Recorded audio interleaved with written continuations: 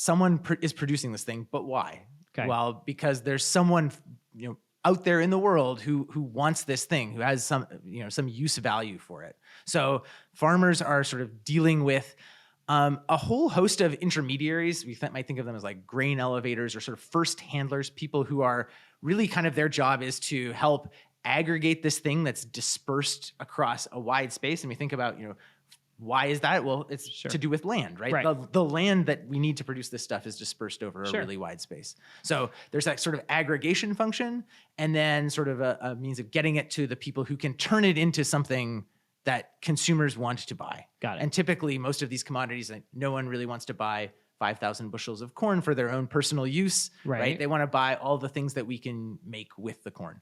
And the same thing for cattle and energy commodities, all these things. So that's sort of, there's this supply chain element, and then all of those people need to get compensated in some way for the value that they're adding to this commodity.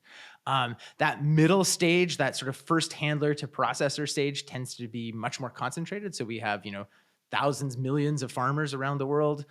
We have a much smaller number of handlers and processors.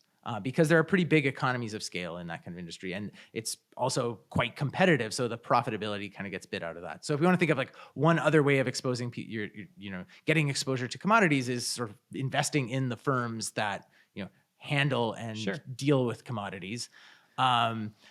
Those businesses tend not to be sort of like the most sexy investments, because like their bread and butter is just sort of like figuring out where this thing is, how to get it to somewhere else as cheaply and quickly and efficiently as possible.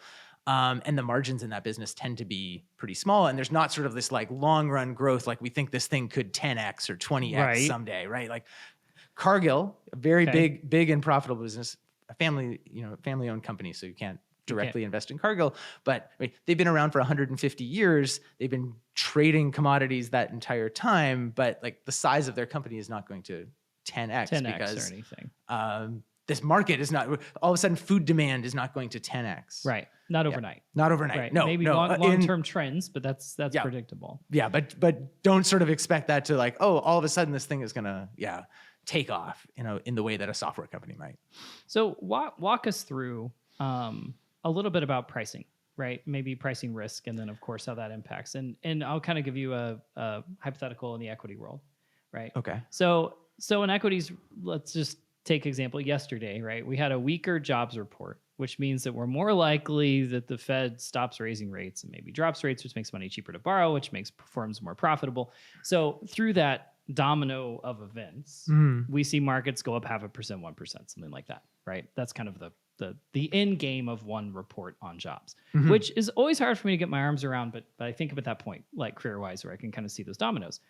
When we talk about commodity pricing, though, I feel like you start to have to look at dynamics like weather that maybe we don't look at in equity markets nearly as much. Do we need to start looking at maybe more global dynamics to understand? And I guess if you could kind of walk us through other factors that maybe if I'm thinking with a stock brain, I need to think more globally. So I think the key difference, so one is that maybe sort of like geographic scope. The other one that I think about a lot is sort of this temporal dimension. So we think about like the price of a share of Google. Determined by like what I think about Google's profitability now and into the future. Yep. And the commodities world is a little bit different because we're pricing the commodity, and what the futures market is doing, why we have a futures market, is to sort of price the value of this commodity at different points in time. So when I think about the price of corn today, say the cash price, if I drove up to a grain elevator outside of town here, and I said like, what are you paying for corn today? They'll tell me a price. Okay. But that price doesn't represent sort of what I think about the value of corn sort of generally out into the future. It represents really like the price. I will pay you this much for corn. Yeah, exactly. Okay. So let's say that number is say $4.50 a bushel. Okay. So that's the number, but that is really all about what's the supply and demand balance right now. At this moment. At this very moment.